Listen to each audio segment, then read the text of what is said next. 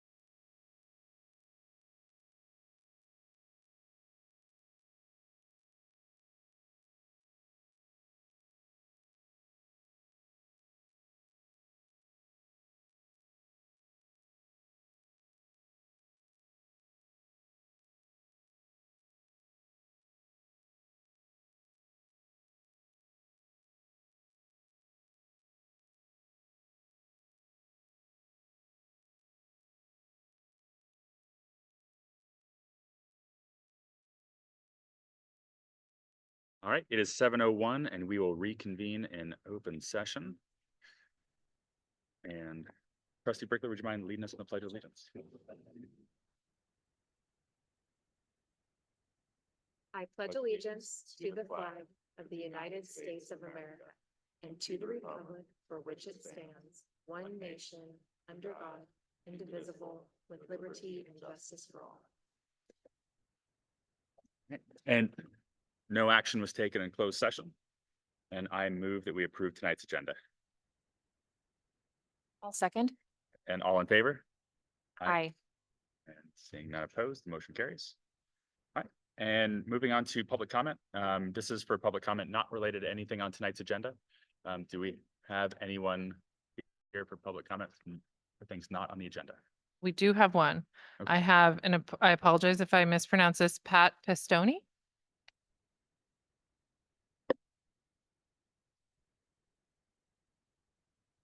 Good evening. Oh. Oh. Can you push and hold that button? Hold it for a second. There Good. it goes. So I hope you had a nice summer, Pat Pistoni.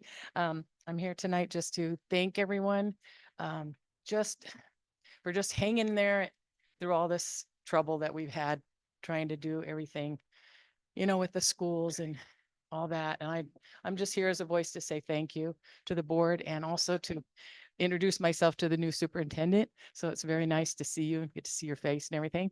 I walked through the halls when I got here because I was like, I'm going to be going back and subbing, this next month. So I'm really excited. So I just wanted to see where, how everything was looking and everything. So it looks really awesome. Peeked in the classes that I could, was really neat. So anyway, I'm very excited to be back in and get back substituting again for this district because I love this district.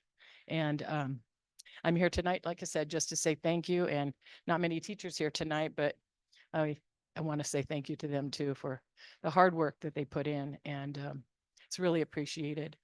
And that's just about it. So have a good night, guys. Do I need to push the button to turn it off? We can leave it on So and leave it Director on. Peters will adjust it. Thank you. Thank you. All right, and moving to 7A and AUTA comments.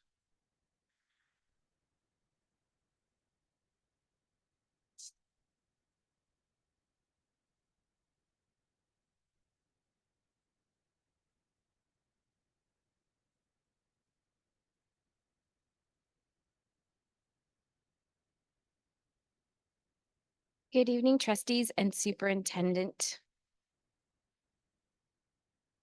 Meyer. Where to start? Every good educator knows that a well-balanced classroom has expectations, boundaries, and examples of behavior that is appropriate, safe, respectful, and responsible.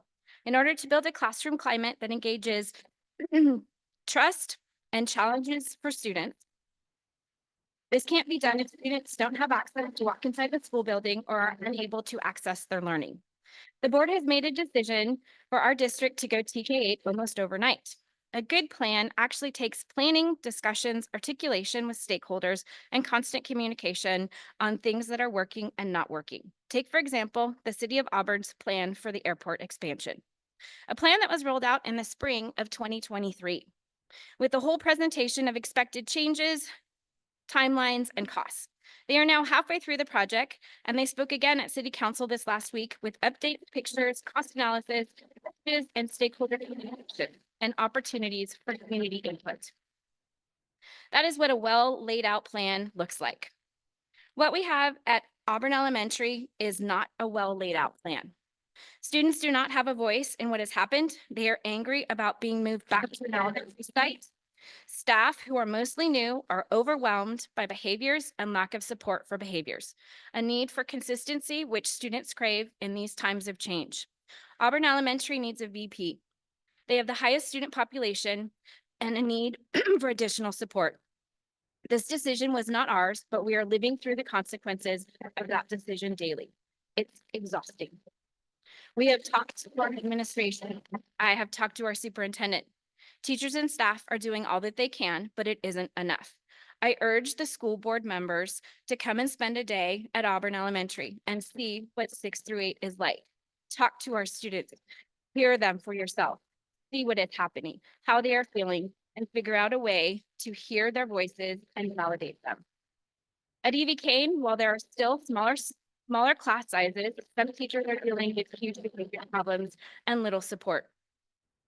Also, if the basketball games are all being held at EV Kane, why is there no district support for helping set up the games and cleaning up? This week alone, there was a basketball game after school. When the team from the other district showed up, the gym had not been cleaned from lunches, chairs were not set up in the gym, and it was not ready to house a basketball game. Whose responsibility is it for these things, and how will they be addressed? I know when AUSD first joined this new league, it was highly suggested that we have a committee to go through these types of scenarios, to have support in place so teams could be successful if they had enough students to make a team. And let's not forget, as we sit here in the small gym, this is where the girls' basketball team should have practiced this afternoon, but because of the school board meeting, they were unable to practice here today. At Skyridge, there is overcrowding in 3rd grade. These teachers have waited several weeks to have compensation for the extra students that they have to prepare for on a daily basis. The whole HVAC replacing system of units in the middle of the school day is absolutely ridiculous. Why is this not being done after school or on the weekends? Well, having students removed from their primary learning environments creates stress and chaos, not especially for our sensitive populations like SPED, SDC, and RSP. Not to mention when our science teachers, who have specific lessons that are appropriate for the grade levels in a specific science room, have to be taken out of that room and placed in another room. They cannot teach their regular curriculum or do experiments that they would have done if they were regularly in their classroom. So teachers pivot. They change their lessons, add more to their already full day, replan, make changes to their already set lessons, and let's not forget about student engagement and learning. Let's address the playgrounds, or lack of the playground, for our littles at EV Kane. While the gym is a temporary fix, they should have their own playground to play in, to be able to play on and be outside. At Auburn Elementary, the TK playground is being built, but when will it be available for students? Right now, they are using the big kid play structure that is not developmentally appropriate for them. And if a student needs to use the restroom, they have to go all the way up to the cafeteria or to the bathrooms that are on the upper part of campus. That could take 10 to 15 minutes or more. Not to mention there was a TK student that fell off the monkey bars and broke their bone. Fell off the monkey bars and broke their arm in 2 places this last week. This transition has happened. The staff at each school site is trying to support our students, parents, and community. But who is supporting the teachers? I ask you to think about that. What have you done personally to support the staff at each school site, as well as on the receiving end of the decisions that you've made to go on a TK8? In solidarity, Sarah Liebert, AUTA President.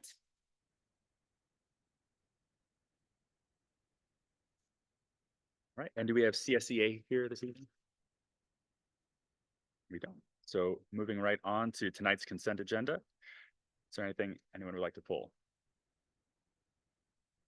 All right, seeing none, I move that we approve the consent agenda.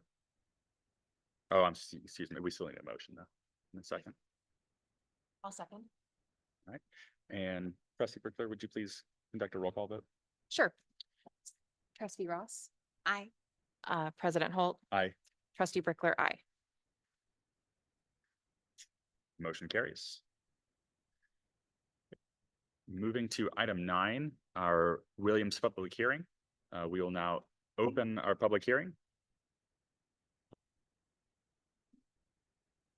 And does anybody have a comment on that or would like to address the board? Okay, seeing none, we will close the hearing. And moving to item 10, 10A, approval of resolution 24-25-104, the Williams certification. Okay, so annually, the board needs to certify via resolution, and this is resolution 24-25-104, that there's sufficiency of textbooks or instructional materials at all of our school sites. The resolution shows all of our adopted curriculum for all of our grade levels in mathematics, science, English language arts, and social studies. And it includes our newly adopted ELD curriculum under ELA.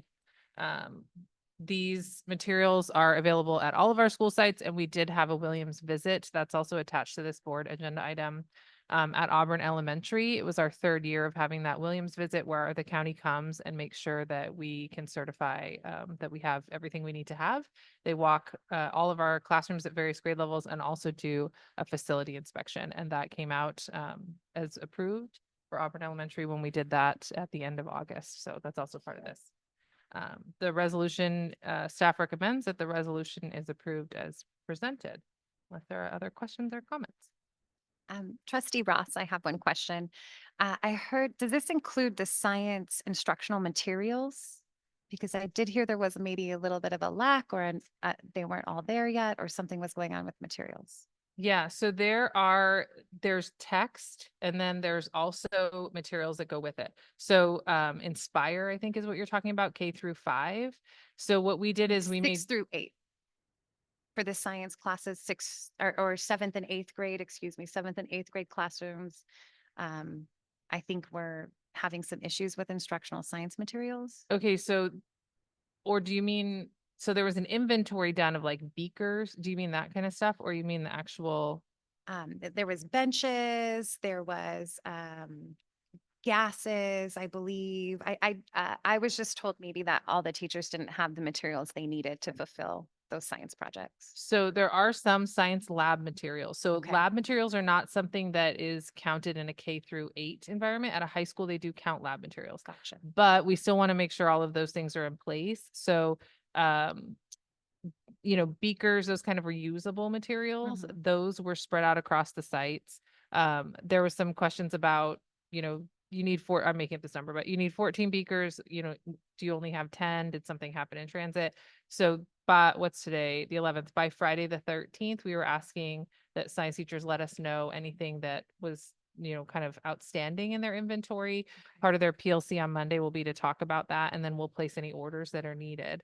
And then there are some consumable materials like, well, anything that you would use and then you need to get replaced that have been being delivered over time. In fact, I was at Auburn Elementary today and Flynn Science consumables were dropped off. That would be for the 6 through 8 Great.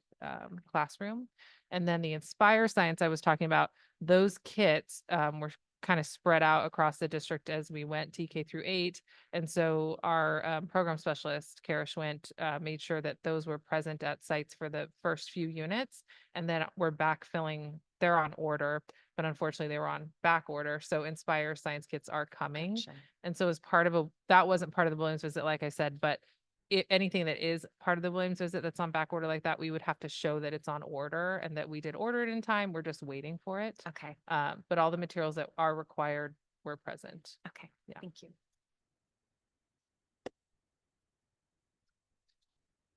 Are there any additional questions? Seeing none, I move that we approve resolution 24-25-104. Second. And trustee Brickler, would you please call a roll call vote? Yes. President Holt, Aye. trustee Brickler, aye. Trustee Ross. Aye. Motion carries. Now, before I move on to 10B, do we have any public comment on any of the remainder of our action items tonight? Okay, I just don't want to miss anybody. So item 10B, approval of resolution 24-25-105, the GAN limit. Yeah, resolution 24-25-01 is resolution of adopting the GAN limit. School districts must calculate their annual GAN limits, which is required by the passage of Prop 4 in 1978 and intended to constrain the yearly spending by state and local agencies. Local GAN limits are calculated by multiplying the prior year limit by the percent change in per capita personal income average of daily attendance. Districts and county office of education whose revenues exceed their GAN limit are required to increase their spending limits by borrowing from the state's limit in an equal amount to their proceeds of taxes. And this is done as part of our unaudited actuals, and they go to the county office, and this resolution is required by this proposition and will accompany this resolution. And staff recommends the approval of the GAN limit based on the calculations in the unaudited actuals. Thank you. And do we have questions on that? Okay. All right. Thank you. I move that we approve resolution 24-25-105. I'll second. And And I'll trustee do Brickler. another roll Thank call you. vote. Trustee Ross. Aye. Trustee Brickler, aye. President Holt. Aye. The motion carries. Moving to item 10C, approval of the 23-24 unaudited actuals report.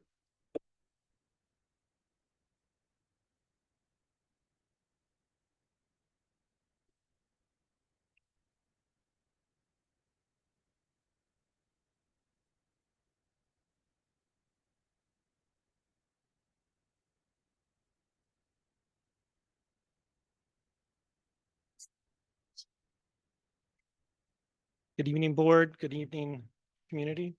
It's Chief Business Officer Jeremy McReynolds with the Auburn Union School District. And I'm here tonight to present just a short presentation of the unaudited actuals and what that means. So all year long, we go through budget process and try and assess what is going to be the ending fund balance, what money are spent. And this is probably the most important part of that, because we actually see where we were, well, we budgeted, and what changes we need to make next year.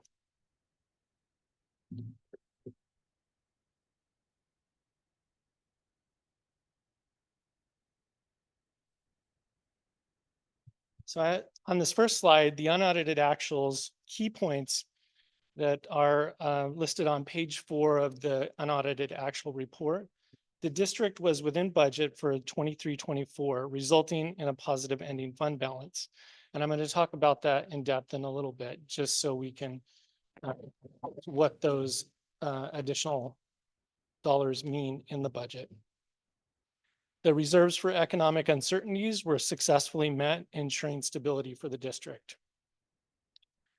The key compliance achievements, the district met its maintenance of effort for special education expenses, maintaining essential support services for those students. The ongoing challenges and plans for the future. The current expense formula, which is the CEA form in the unaudited actuals, there's a requirement of 60%, and that was not met. The district was at 48%.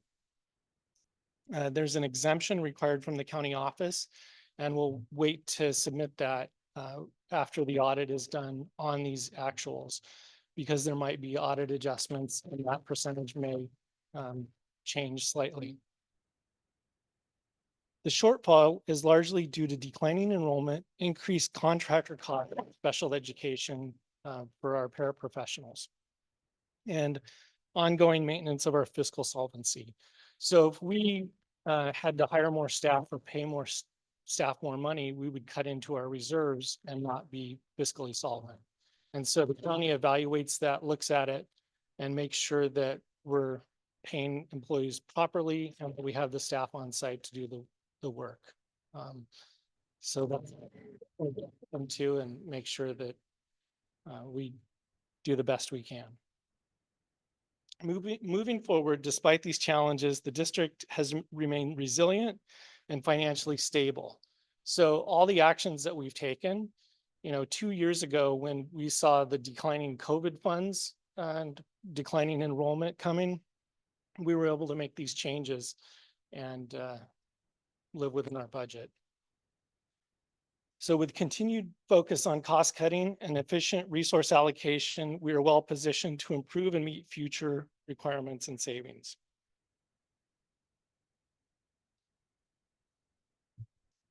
Sorry, it's a little small on the screen, but this is the actual 23-24 unaudited actual summary. And the total expenditures for the district were $25 million and $25,045,000.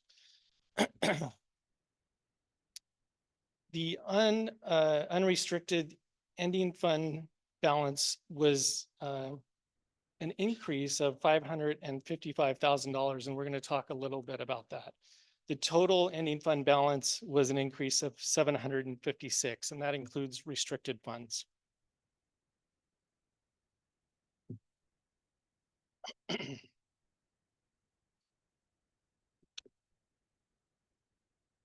next slide is about the reserves for economic uncertainties and the assigned or other assignments of economic uncertainty funds. The state requires that 3% of those funds are required, and 3% is $751,000. And that doesn't even cover our monthly payroll. So the district needs to hold on to additional funds in case there's deferrals, in case there's recession and we can't get the funds that we have had or need to in the past. We've had difficulty. The other assignments, these are strategic plan priorities, and these are designated reserves for the uncertainties, recession, maintenance of equipment, replacement, special ed contribution, if we have additional costs, and textbook adoption, and also technology. So if we spend those funds, they aren't going to come back next year.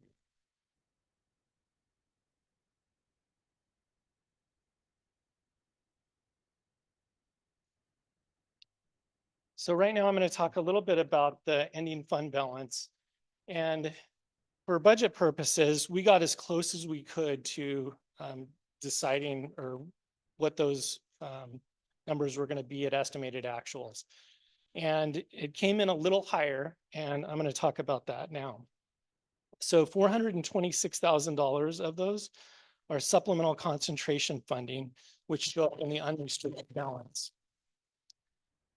And those funds are required to be spent on supplemental concentration items. And we can't just spend them on salary or supplies that we want to get. They have to be planned for, they have to be in the LCAP, and we have to have the information to spend those funds. We can't just do it as needed. This amount also includes a $157,000 fair market value adjustment due to an increased value in the county treasury funds. So all of our funds sit in the county treasury and they earn money on a pooled investment report. Tonight you had that pooled investment report, and the county is holding about $2 billion. And of that $2 billion, we make a valuation change at the end of the year based on the increase of those funds. And so those aren't ongoing funds. We don't know what that's going to be each year. And we don't have actual liquid revenue that we can spend on those funds. So those are the reasons for the increase. But from a budget standpoint, we're right on. So there's not a lot that we could have done to increase salaries or buy additional things. We were as tight as we could be on the budget. I ask, will we see a revised LCAP to incorporate the additional $426,000 that's carrying over? I can answer that. Those were included in the LCAP already. And so we anticipated it was going to be about $600,000 carryover,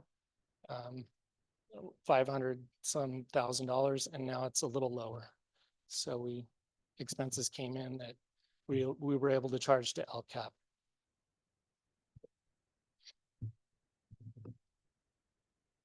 So in conclusion, these figures improve the district's financial outlook. They do not represent ongoing increased revenue or general fund spending.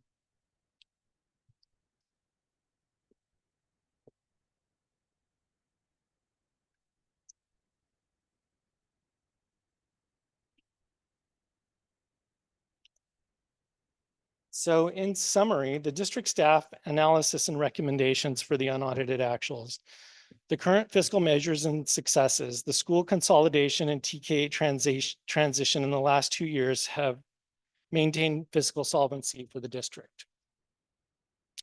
These actions have positioned the district to navigate ongoing and future challenges. Our recommendations are continue identifying and implementing cost-cutting measures to address future declining enrollment and rising operational cost. And this could include special ed costs, increased cost in utilities, increased cost in services, and maintain the reserve for economic uncertainties to prepare for possible payment or deferrals. A potential recession and economic downturn. Last year, we learned that the state was looking to not fund fully Prop 98, which is our funding, and that got denied. But what is a little scarier is they're borrowing from the rainy day fund, and they're pushing that out several years and don't know how they're going to refund that rainy day fund and fund schools. So we're waiting to see from the state how that happens. And so that's a big red flag for us to see, how are we going to be fiscally solvent and responsible? And I think we put ourselves in a good position to do that. So in conclusion, the current strategies are working. Staying the course will help us remain financially stable and prepare for future uncertainties. That's all I have. If you have any questions, I'll be happy to answer them. Trustee Ross, I just have one question. You said 8% we are required to have, which is $751,000. What percentage do we maintain currently? And what percentage do we need to maintain to make sure that we have a month's worth of reserve? We are right there now. We're about 18%, and that is in line with the board's strategic initiatives. Right. And there's some things that I would like to iron out and, dial down to the, correct percentage of what you think would be applicable, whether it's 18%, whether it's 20%, but our monthly expenses are about $3 million. And so that buys us a month. If we get a deferred payment, if our funds, the hardest month to make cash flow is November. We get a big check in December. And if we have to borrow from the county treasury, that's an option. But if we have the funds in our reserve, that's the best way to go about it. To avoid interest penalties. I want to say that when you hear that we are carrying an 18% reserve, that sounds perhaps excessive, but when you actually look at the detail, it has a lot of categories that are set aside. And you touched on them in your presentation. I just wanted to provide more context for anyone who's listening and hearing an 18% reserve, that there's, I'm trying to think of, I think there's like technology replacement is budgeted. There's curriculum adoption. The 3% is just the bare minimum that we must maintain in order to be compliant with the state. Just for what it's worth, I wanted to add that regarding the 18% reserve. And if at some point we could always, I know it's something we revisit whenever we take a look at the strategic plan, but it's all laid out if anyone is interested in seeing the subcategories. I appreciated what you had said about, this year, fortunately, we ended with a fund balance of $750,000, and that might signal that things are, that the measures we've been taking are working. When I look ahead at the next year, it's a different the case, or it's a different situation, and we're going to be deficit spending again, and this might be planned deficit spending. Could you provide more context about your statement that things are working well for the prior year, but in this current school year, at the moment in this document, you're projecting that we will be deficit spending about $1.5 million. Yeah, so those numbers are for the original budget. And so we're 2 months out from that and 3 months from when those numbers were finally calculated. And so we'll have a better idea based on employees that are staffed here and the students that are attending the school. And after October is when we're gonna know those numbers. And we'll be able to dial it in and find out exactly where we are. So that those numbers are our best guess 3 months ago, based on not knowing how many students would show up or employees that would be in position. Okay, that makes sense. This is still from our June adopted budget Right. without more data about staffing and Correct. student counts. Okay, Yeah, and I expect that number to come down in alignment around the 1st of October. okay, thank you. All right. Are there any other questions or comments on this? I have one more. You had touched on the classroom compensation ratios for elementary we have to seek a waiver if we are under 60%. And for the last several years, I think perhaps ever since I've been on the board, we've been on the board, it's been, we've had to seek a waiver. And part of my understanding of why is because we've had one-time funds, which I think that were related to COVID, that were federal funds, state funds. I don't think we have this data in front of us, but do you anticipate that we will continue to be in a position where we have to seek a waiver? I do, because if we spend into our reserve balance, we aren't going to have those funds the following year. And so if we add staff salaries or more compensation, we will have to have more ongoing funds or a reduced staff reduction.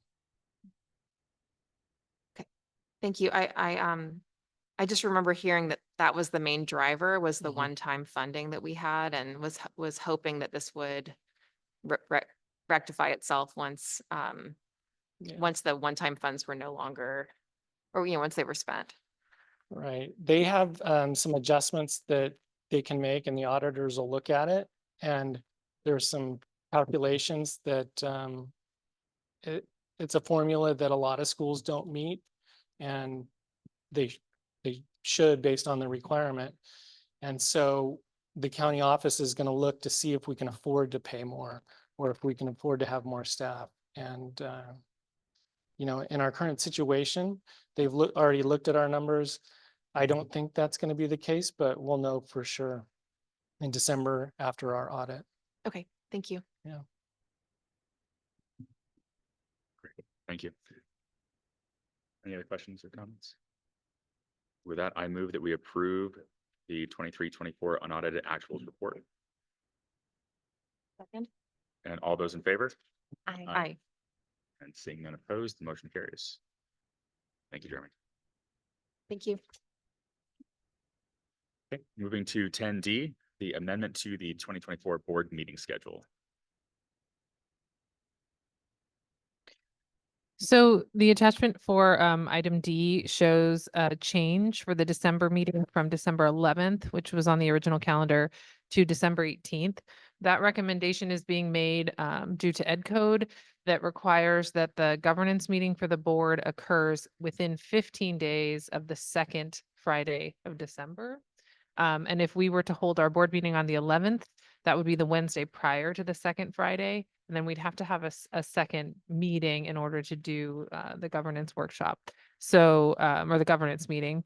So to alleviate the need for a second meeting, moving our regular board meeting to the 18th would allow us to be within that 15-day window following the second Friday. And I'll take any questions or comments about that. Otherwise, staff recommends we move forward. Superintendent, I just want to confirm too, this has been communicated to both trustees Wedge and. Oh, Gregory. correct. Yeah. Since they're out today, we did confirm that those dates worked, or that date worked. So. I have a conflict, but I'm trying to figure out how I might be able to adjust it. But I do have a conflict, and I know that would be our last meeting. Mhm. So I know it's an important one. There's probably not another option. Well, we could do a different day besides Wednesday. What I could do is, well, Jenny could reach out and we could hold. Jenny could reach out and try to coordinate dates that would work for all 5 and then bring it back. What are we in September? So bring it back in October. We have time. Okay, But- if you wouldn't mind, I would really appreciate that. And if it can't be done, then I will figure out a way to readjust. Okay, we'll do that. Yeah, that works for Thank me. you. Great. Very good.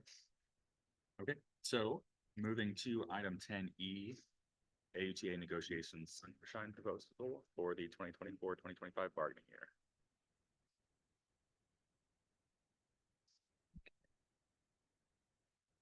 So annually, the district and each bargaining unit negotiate, and part of that is that each bargaining unit proposes or sunshines their area of negotiations within the collective bargaining agreement.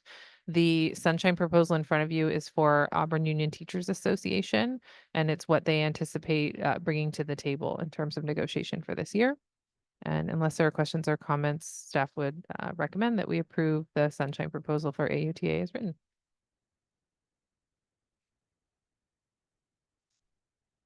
Comments, or questions from the board?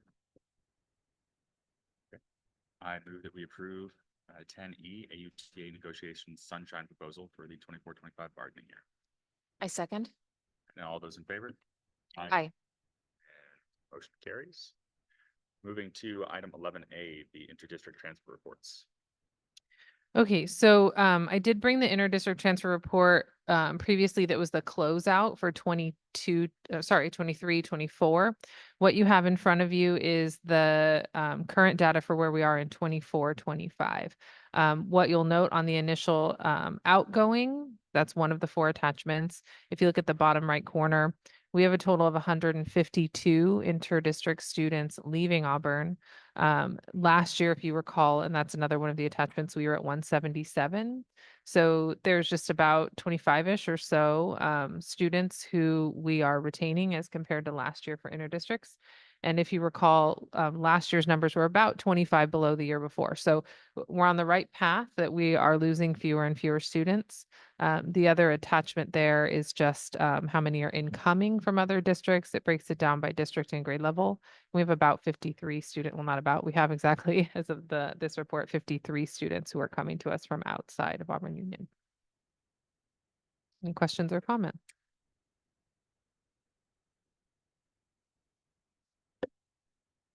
That I can never help but bring this up is that I'm so glad to see that we're on the right trajectory, and that it always feels like such an understatement because it excludes charter schools. So we had tried years ago to try to approximate how many students we were losing, and the best we could do was to look at census data and for students within our district area who attend public school, who are in that age range for elementary. And so at that time, it was looking like we were serving about half of the students.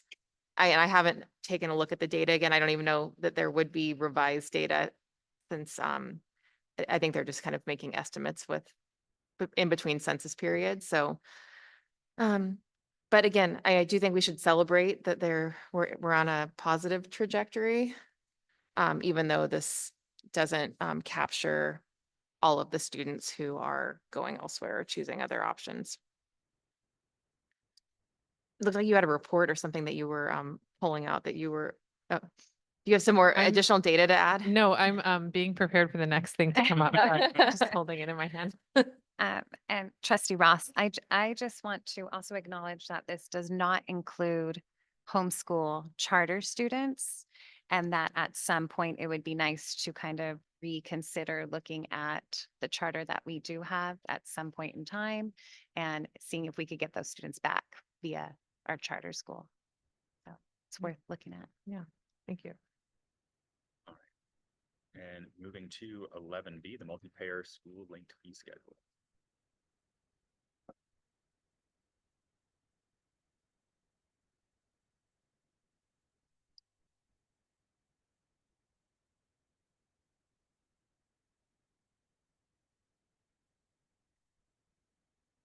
So this is informational only. This is something that's coming, but not here yet. But I did want to give the board Just kind of some information about what's coming our way possibly with the multi-payer school linked fee schedule. It's a long title. Sometimes you will hear it referred to as multi-payer. Sometimes you will hear it referred to as fee schedule.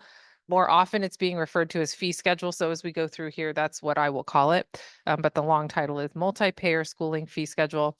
And the short story is that it's a way to get reimbursement for service that we're already doing for students around the areas of mental health, also physical health. I'll talk through some of those things, but that we're already doing and can possibly be reimbursed to us at a future date. This is something that the state is looking to roll out as early as 26, 27, but it's a big onboarding process. And so districts are learning about it and participating in some collaboratives to continue that learning curve up to 2026. Is that the right one? Am I aiming at the right spot? There we go. Did I do that or did you do that? Okay, I'll just tell you to click it then, Dave. Okay, so there's a lot of words on this screen, but currently, so I'm going to talk about something, not fee schedule for a second. I'm going to talk about something called Medi-Cal billing, because this is something that is currently in place and that Auburn is a part of.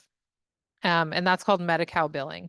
So what that means is when we provide as a school services that are reimbursable, and there's a list, and that child has Medi-Cal, and we are providing those services through an individualized education plan, an IEP, which is part of special education. If we are serving a student as part of their IEP for an allowable service, and the parent has signed in consent to both that IEP and the service that we're offering, then we as a district have an opportunity to bill back for those services. And if that child qualifies for Medicare, Medi-Cal, Medi-Cal will pay us back at an agreed upon rate. So I'll give you an example. One reimbursable thing that we can do through Medi-Cal are health services. So if we have a child who is on an IEP and is a type 1 diabetic, and they get service from the nurse, and that could look like direct service to them on insulin dosaging or treating for lows with snacks. It could also look like training their teacher, so their teacher knows what symptoms to look for, noon duties, their speech and language pathologist, or anyone. If we're doing those services for that child through their IEP, we can bill back for those services. Our nurses enter into a system. We use a third-party biller system. We use MBT, Medi-Cal billing technologies. They enter the service logs. We enter them for everybody because we don't know who has Medi-Cal and who doesn't. But we enter them for everybody who served on an IEP. Those go off to the third-party biller. And if we're providing services for any students that receive Medi-Cal services, we receive money back for those services. The percentage of students who qualify for Medi-Cal, now again, we don't know exactly who those students are, but it's pretty close to our free and reduced lunch percentage. So to look at 22, 23, we had about 48% of students who qualified for free and reduced lunch. And in 23, 24, we had about 64% that qualified for free and reduced lunch. So it's a pretty good percentage of our students. And what we received back in direct billing reimbursement for 22, 23 was about $79,000, just a few dollars shy of $79,000. And what does that mean to us? Oop, see, I went the wrong way. You click it. There you go. What that means to us is that we're receiving those $79,000 back that we would otherwise never see, and we're going to provide those services anyway. So receiving those dollars back obviously is a benefit to us. So that's what Medi-Cal does, but what doesn't it do? So there are some limitations to Medi-Cal. I said this has to be a student who has an IEP, their parents agreed to the IEP, and they've agreed to the service.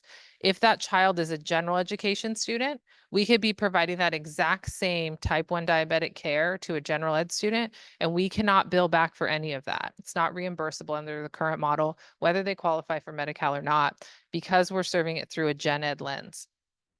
Other examples of that would be small group counseling services and what have you. Again, parents are going to approve consent to that from the school counselor. That's going to go home as a permission slip. They're going to say, yes, my child can participate in this friendship group, social skills group, what have you. And then every time that child is served, if they had an IEP and it's part of their IEP, we could bill back, but we can't do that if they're being served through gen ed. So the question is, what do we do with that? It would be nice if we could be reimbursed for those services for gen ed students, just like we could for special education students. And the part I left out is also anyone who's privately insured. So you have Kaiser, you have Sutter. We can't reimburse for any of those services, even if it is provided through an IEP. Yeah. Trustee Ross, are these restricted or non-restricted funds that we get back? Oh, good question. So Medi-Cal funds used to be restricted, but correct me if I'm wrong, they are no longer restricted. So the Medi-Cal billing funds that we get back, we can spend on Well, where we deem it necessary, we choose to spend those on special education contribution because we do pull from general fund to pay for sped over and above what we receive from federal and state. So we use those $79,000 to lower that contribution, if you will. Okay, so that's what Medi-Cal can't do. So here's what we're looking at on a pie chart. This dark blue, is my laser going to work? Nope. Okay, so the dark blue pie are the students that we have eligible. And I will tell you, we're looking at 22, 23 data because like many things from the state, it's always a little bit delayed. And so we've received 22, 23 Medi-Cal reimbursement. We have not yet received 23, 24. So in 22, 23, we had about 15% of our students eligible for SPED. Remember that number of free and reduced lunch was about 48% of students in that particular school year. So if you look at that dark blue percent piece of the pie, about half of that would be something that we could reimburse potentially. And from that, we gained $79,000. What we're talking about now, because I'm going to switch to talk about fee schedule, is fee schedule does this exact thing we just talked about with Medi-Cal, but what it's proposing is that light blue part of the pie, that now for general education students, any services we provide, and this is the great part, whether they have Medi-Cal or private insurance, we can be reimbursed. And so as you can imagine, half of that dark blue part gave us about $79,000. We would look at something significantly upwards of that if it was on par with what we're doing for special education. I have a quick question about our sped budget. I think if I had to guess, it's been around about $5 million, but that would include a lot of other expenses. That's staff, that's other, I guess I'm just reflecting on the fact that our sped budget has been rather large and increasing steadily. And I know you're saying that that's only IEP driven, Medi-Cal eligible, but that still seems like a small percentage compared to the overall sped budget.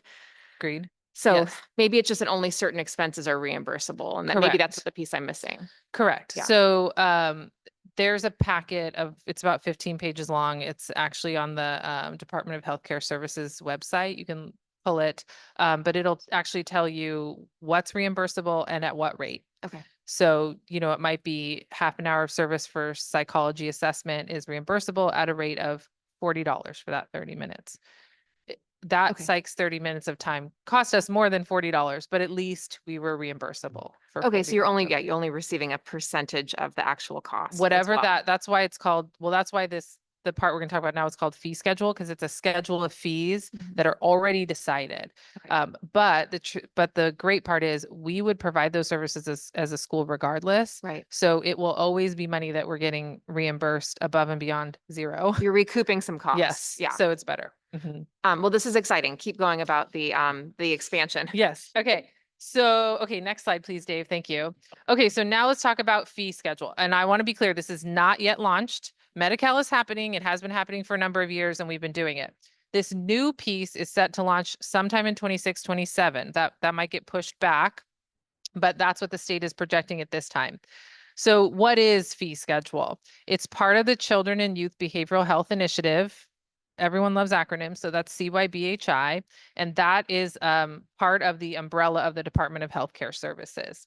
And they've developed this multi-payer fee schedule. It's been out there and talked about for about 2 years now, but it's really kind of getting off the ground in terms of getting districts to kind of get in the system and play with it so that they can start to learn how to do this well when it rolls out in 26, 27.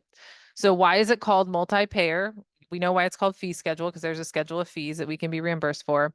It's called multi-payer because multiple parties would be responsible for the reimbursement of allowable services. That would be anything provided through general education that were consented to by parents, and it would include at this point private insurance carriers. If you're wondering, do we have to ask Kaiser if they want to participate? No, there's actually legislation that went out. So privately insured kids would be eligible for this, and it's part of legislation. So it obviously expands the reimbursements that we can receive.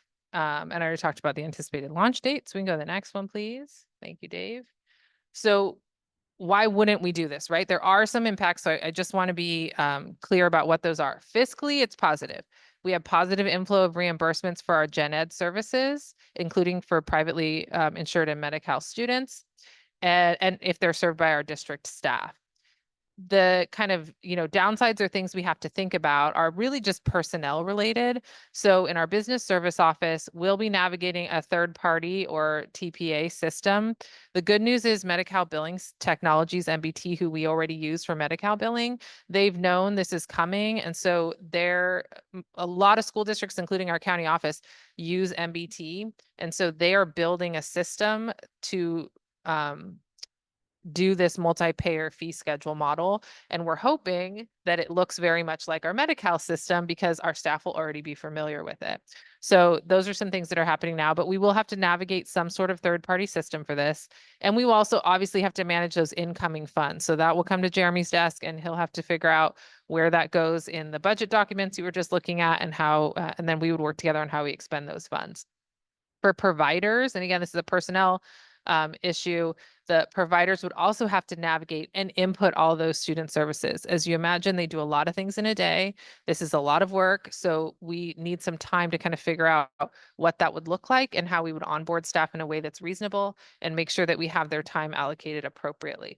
Because right now, remember that small blue part of the pie, that's the only type of service log they're doing, but they would have to be doing service logs for all students served if we wanted to reap the benefits of reimbursement for those students.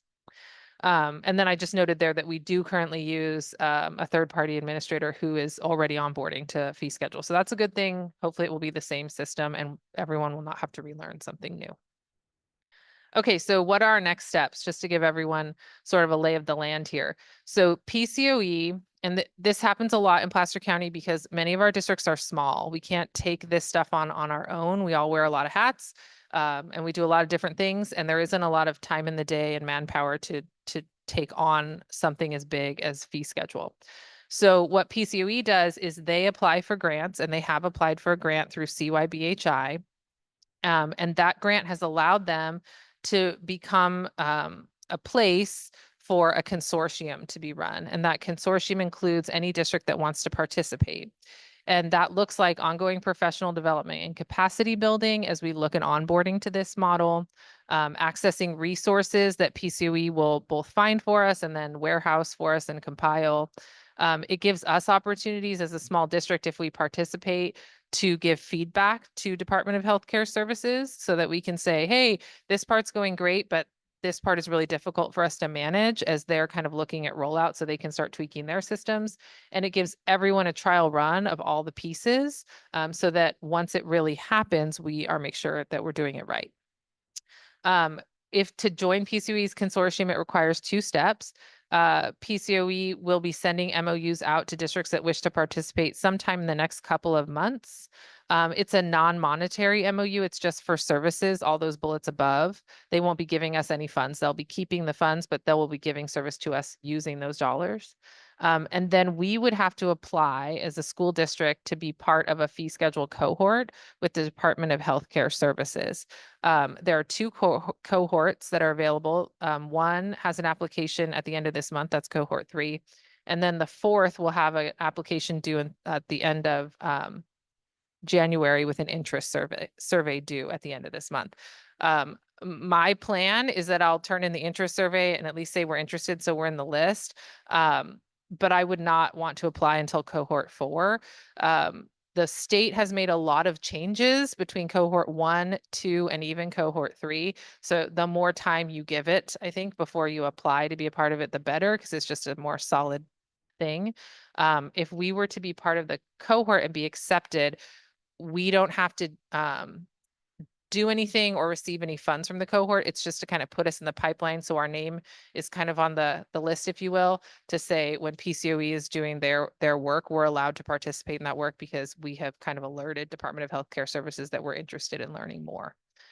So those are next steps and what we'll look at. There's more to come, but the earliest we would apply to be part of a cohort is January. They would then get back to us. Usually it takes them a couple of months to get back to us, and we would have to accept. So we wouldn't be in anything until that acceptance, which we would bring forward at that point. Any questions? This sounds really promising, and I appreciate you pursuing an opportunity to draw down some revenue for services that are already being rendered. one question is I would be curious as a parent, if you have private insurance, for example, and your child might receive a service at school, are you liable for co-pays related to that? I just don't know I don't know the specifics of how this works. Yeah, those are all good questions. And those are questions that we've already been asking as part of the consortium, because I don't have a great answer for that yet because And that's okay. we're This is not all in it. And I'm emerging, not on yeah. that side of the process. But it's certainly something we're asking and everyone's trying to figure out. But what we do know is that there would be, just like with a child with an IEP, there would be a consent process to say, do you want your child to participate in, let's say it was small group, friendship group, right? For first graders. Do you want your child to participate in this small group, friendship group? Yes or no? Parents would sign off with permission. And then are you open to being part of this? However we word that multi-payer fee schedule, yes or no, sign off on that. That's how it looks on IEP. You're both approving the services as a separate signature and Medi-Cal billing as a second line. So then that tells us, okay, yes, you want to be in it, and we can put service logs in for your child to get reimbursed. I've got kind of a follow on that. Mhm. Students, well, children in California, 12 and older, they've got more say in their privacy and medical things as well. So parents still have to consent for those treatment or services. So we give out permission slips whenever we're working with students. So a student who's 13 could advocate for themselves and ask for that, but we always provide a permission slip when we're looking for service, to provide service. And then do you, we probably don't know yet, but does it look like there would be penalties or fees for the uninsured? Are we seeing any of that yet in the legislation? That's a good question too. I don't know the answer to that question either. Yeah, but that's a good one to ask. That's part of what the consortium is for. So we can start asking these questions ahead of time and get information so that when we launch it and parents are asking us those questions, we have proper answers for them. Thank you. Yeah. Thank you. Thank you.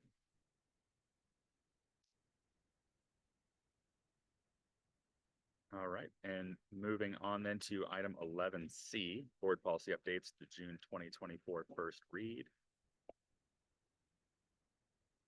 Okay, so this is a hefty packet of board policy updates. These are the updates that came through CSBA in June. And then what you have in front of you, I don't know how many pages it is, something probably over, I was gonna say it's probably over 100, 301. It's a lot of HR related. It's a first read for a reason. We're putting it out there so that you have it. You can look through it. If you have any questions now, certainly ask me. If I don't know the answer, I can find them for you. And then we would bring this back for a second read in October. Again, answer any questions you have before the board would vote for any type of approval to update these board policies. Thank you. And then my one request for the board on this would be to please get any of those questions about those policy updates to the superintendent ahead of the October meeting, so we can get answers before open session. Are there any questions on that one? Okay. Moving on then to item D, and that's board discussion, the procedure for new requests. That's something I asked to put on there. Looks like over the last couple of months, we kind of strayed from what we've been doing about getting our requests in during our session for new requests. And particularly last month, we had a couple of requests come during our board member comments at the end. So wanted to just address that with the board, make sure I talk to trustees Wedge and Grigsby as well. Just reminder, let's get back on track. Save our requests for the appropriate section of the meeting. Okay. No pushback there. So moving to 12, then board governance and board direction and requests. Do we have any update on previous requests or how those were handled? Sure. So there were a few requests last time, though all of them except one. So the one I haven't responded to yet is I think trustee Brickler's questions about intra-district transfers. We're working through that right now. Sites had their we're approving intra-district transfers on a site-by-site level. So principals and I met in, well, it must have been July. It was before school started. Made sure parents were notified if there was an intra-district opening. And then just this past couple of weeks, we've taken those intra-district requests back from sites so that we can take that on as a district level and take it off the plates of SAWs and SOAs. So we're working on organizing all of that data, and I'll bring it forward for you as soon as I have it, but it won't be until next board meeting. at the earliest. But if I do have it prior to that, I will send out an email with those numbers so everyone can take a look.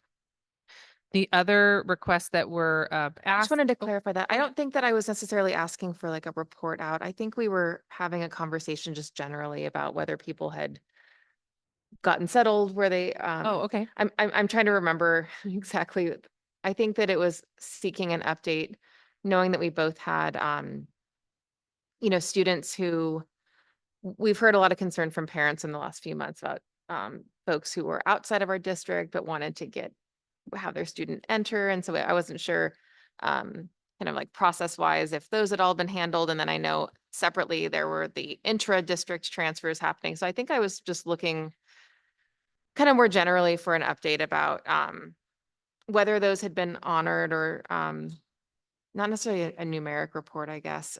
I remember being told that families maybe wouldn't find out until like right before the school year started, just trying to think about from a customer service perspective, how we could handle it moving forward. I think this is a tough, this is a particular transition that we went through this summer, in terms of having new leadership and implementing, two significant changes, between the boundary lines changing and the grade levels changing. But, I think really where I was coming from was just wanting to make sure that we're trying to, anyone who wants to be here, we're doing our best to accommodate them. And so that was kind of more not wanting to lose enrollment, based on a process that we were trying to follow, I guess. Okay, so I misunderstood that. So then the update that you're looking for are not necessarily numbers of intros coming in and out, but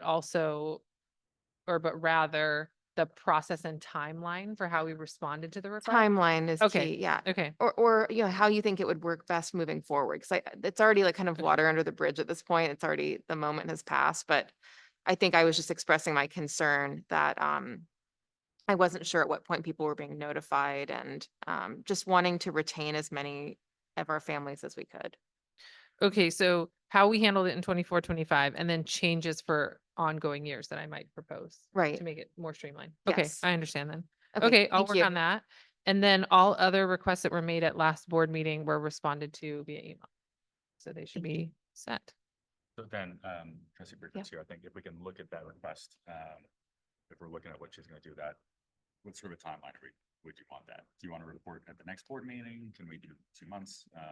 I think there's time. I think when I brought it up last month, it was kind of like more, timely because it was the new school year was beginning and, just wanting to make sure that, as I'm sure you would, we were doing everything we could to welcome people. And it was just kind of a big shuffle, right, between boundary changes and, there were a lot of requests being made. And, anyway, so I think what would be at this point in time, since the school year's already started, people have probably settled in wherever they're going to be.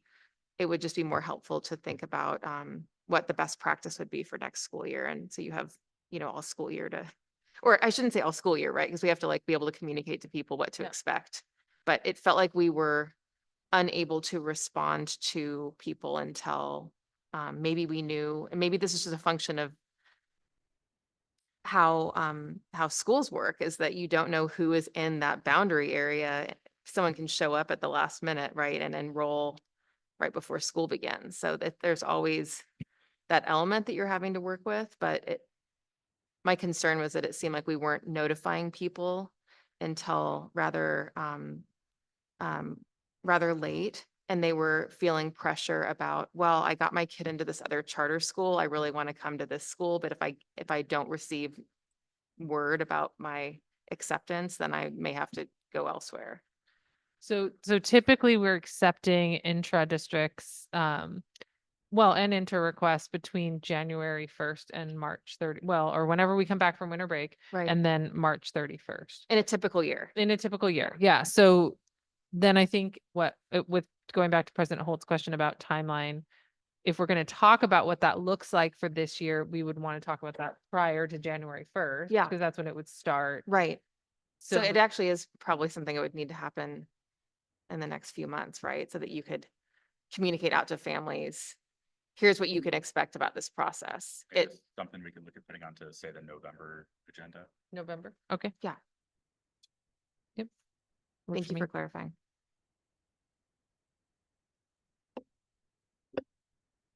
So are there any new requests? I have a couple new requests. One, I'm really curious with our basketball, especially our girls' basketball, bringing everybody to the EV Cane and how we're making sure that it's accessible to maybe students that couldn't get that transportation, and why we're not doing it at each school. So kind of what that looks like and how we can help those students that do want to be involved but don't have that opportunity. That would be my first request. My second request is that I've heard a lot about our GATE programs, and a lot of parents are really wanting that option and opportunity for their students. And so, what does our GATE programs or accelerated learning programs look like? If not for this year, what does that look like for next year? Or how can we help those students that have now had to backtrack and are not being challenged? Do those make sense so far? Okay. My next question, I'm sorry, I have so many. Project Lead the Way. I know we spent a lot of time on that. I'd love to see where we are in utilizing that, and what that looks like for our future. And Prop 28, how are we utilizing Prop 28? And then my last question, coming up is this cell phone mandation. And I'd love to see, I know it's not, I believe it's the beginning of 2026, possibly 2025. What does that look like for us? What kind of options do we have? And is that something we're starting to discuss? Because I feel like that'll be a really big impacted conversation for parents. So if we could stay ahead of the game on that and maybe start having that conversation with our parents and in preparation of what's happening, because it is a California legislation. I think that would help diffuse some of our situation. Got it. So then to clarify on that, just going off the discussion we just had, with the basketball question, could that be an email? Sure, yes. All of these could be emails. I would probably recommend that the cell phone mandation is something we talk about in public, just again, for transparency purposes and getting parents ready for what that looks like. And then the other one I'd love to see in person is our GATE programs and advanced learning. So because parents are really struggling with that. Okay, so looking at that, then obviously basketball, that's something that's probably a quicker turnaround for the email. I actually was in my superintendent update. I'm gonna talk about sports and I already have some of that in there. So I think we'll cover some of it and then Okay. I can send out anything else you need. Okay, Yeah. thank you. And then if we look again, maybe a couple months out, on the cell phone mandate and the gate Mhm. issues for a board meeting. Sure, Perfect. whatever that looks like.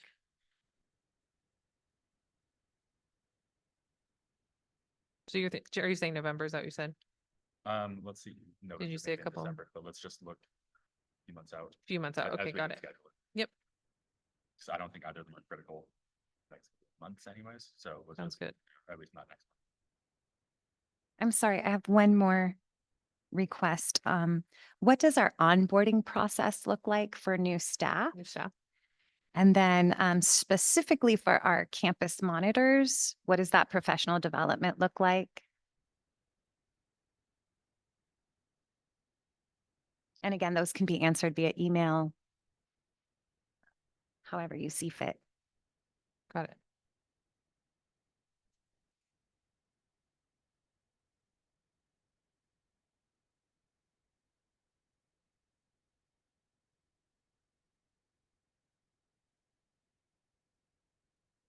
And Christopher, do you have any?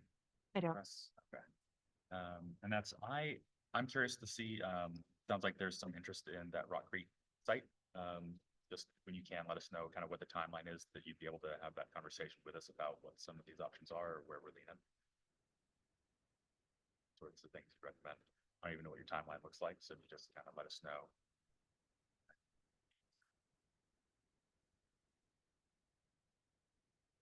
And then via email is okay for that one? That's great. Okay, perfect. Can do. All right, I think we are good to move on to comments from the board and superintendent then. Okay, I'm up. You. Okay, let me start with sports since we were there. So all sports are up and running, all of our sites. So we had cross country first, had a meet on the 4th of September. And then girls basketball and flag football began. In fact, both were happening here. I watched some of the basketball game before I came to closed session. So that was fun. So yeah, so we are working on, and I know Sarah also mentioned it, we are working on processes. Things are new and we're working on it. So the reason EV Kane is used is because the regulation size of the court for the league, it's the only gym we have that's the correct size. So that was an agreement to be part of Sierra Foothills, was to have all the basketball games here. So that will happen for girls and boys basketball. We do have transportation dollars in the budget. It's part of LCAP, and we actually just talked about this with principals. So we had some students, who were going to take the bus, some who weren't. So we asked coaches to work with their teams and ask what the interest is, and then they would just submit a request to Durham for bus transportation to go from wherever they are, Skyridge to EV Kane and back, or parents want to pick up from, because they're going to be at the game anyway. We're working that out team by team so that kids definitely do have an option to get to the game. But if they don't need the transportation, we wouldn't send a bus. That would then be empty. So that's what we're working on right now. To clarify, it sounds like each team will practice at their home school, but then once it comes to a game, they have to be here at the big gym. Correct. Okay. Yeah. Practices are happening at school sites, but games are happening only at EV Kane. Okay, so that's kind of what's happening with sports. We're pretty excited about that. We have athletic directors at every school, and also coaches for all the sports. The ask was that athletic directors didn't coach because then they could have all their time focused on athletic director duties. But we are small schools and we need coaches. So then it was decided as a group that we would approve in situations where we had not enough coaches available, that athletic directors could coach. So we do have some ADs that are coaching various sports. And then we've had to kind of flex and learn how to set up the gyms and all of that, because then ADs might be doing coaching duty and they can't set up the gyms. So I think as of this time around, we have it set up. We had one game earlier, and there were a few things that were missed. We learned from that. We know better, we do better. And Christine Mayberry's been great about that. She sent out a couple emails to the whole team, including ADs, principals, myself, and came up with a plan and a schedule. So I think we're fairly dialed for that now.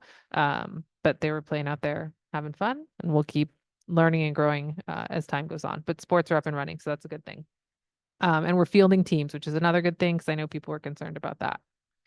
Other great things happening at sites. So I was just going to kind of go through, since it's the start of the school year, there's been like a lot of great things happening since August.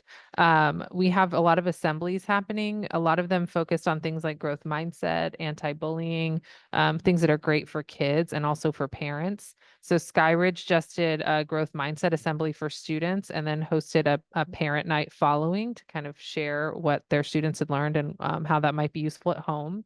They also have kicked off Watchdogs at Skyridge. If you're not familiar with Watchdogs, DOG stands for Dads of Great Students, and it doesn't have to be dads. It can be anyone who's a father figure. They come on campus, they volunteer for a day. They're out there at recess playing games with the kids, helping out wherever they can on campus. It's a great program. So they just launched that at Skyridge, and they have dance club kicking off. So we're starting a bunch of clubs. So those are coming our way. Principal Aday did let me know to give you guys a heads up. There's a couple events coming up at Skyridge. They have a garden work day this Saturday, the 14th, if you're interested in helping work in the garden. And then they have a jogathon happening on October 25th. And that'll start first thing in the morning, 8:15, 8:30 once kids get settled. Here at EV Kane, they have a bunch of stuff upcoming. The most exciting of which for 7th graders on the 18th of October is that they are hosting the Renaissance Fair. And that's for every 7th grade district wide. So we're just talking about, again, with buses, getting all our bus requests in and what have you. All 7th graders will get bused here and then back to their school site for pickup or wherever they go after school. And that will happen on the 18th. They're also having here at EV Kane an anti-bullying assembly with Ron James that's going on around good choices and anti-bullying. And then they're also doing a parent university on the 18th of September. So coming up really soon on Homeschool Connection. So a lot of great things happening here as well. Auburnell has drama club started. We'll get you the dates when they're fully fleshed out, but they plan on a performance in November. So we'll have some sort of drama performance happening in Auburnell.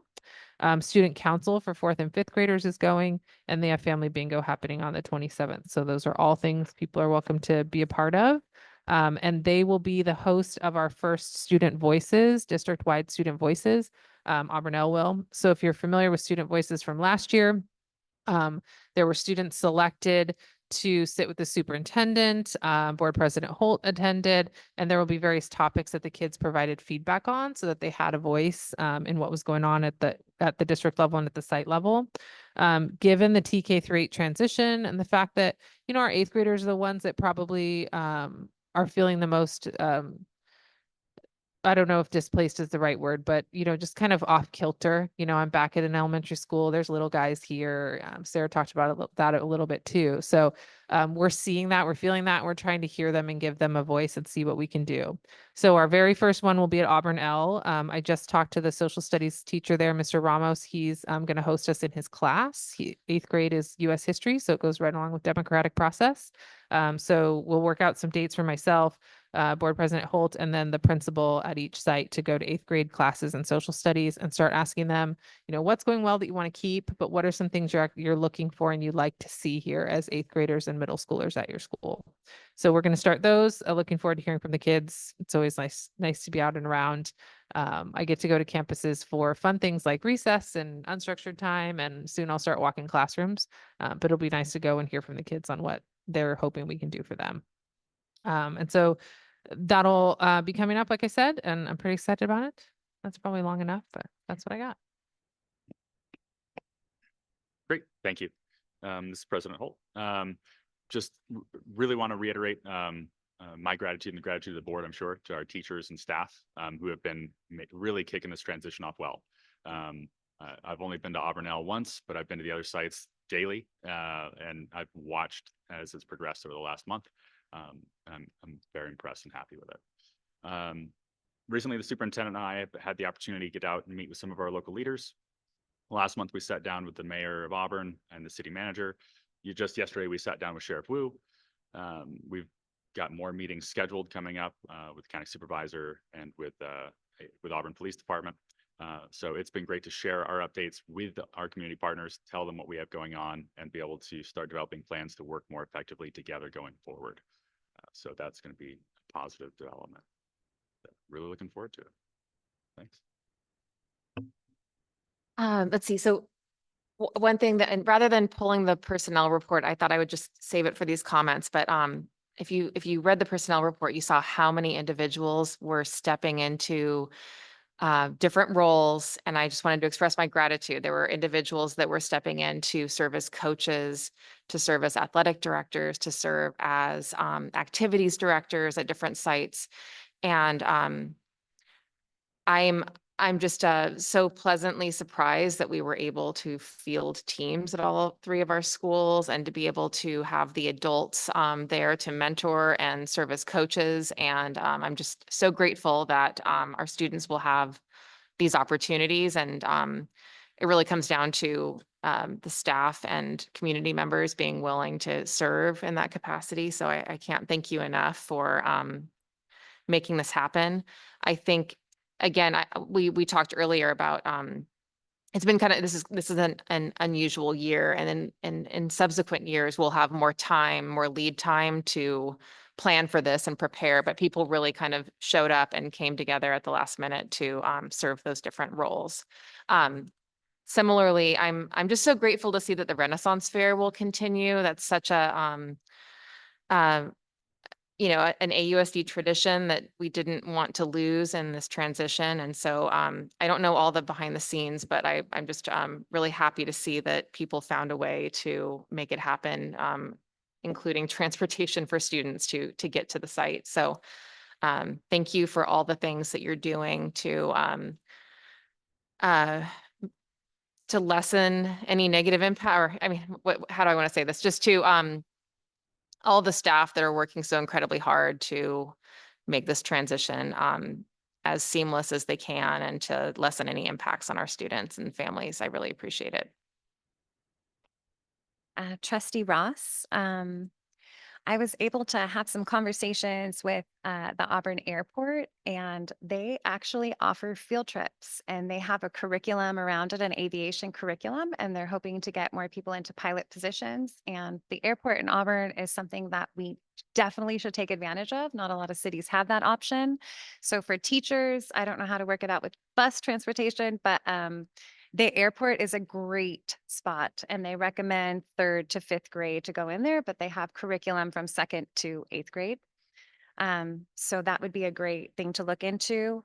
Also, Blue Arts in Roseville, they're also doing field trips, and they supply the bus. So you don't even have to pay for the bus. So teachers can sign up through Blue Line Arts, and you can work with Mary Tess and Andy over there, and they will help you get transportation, give you a tour and a little workshop, which is really, really cool.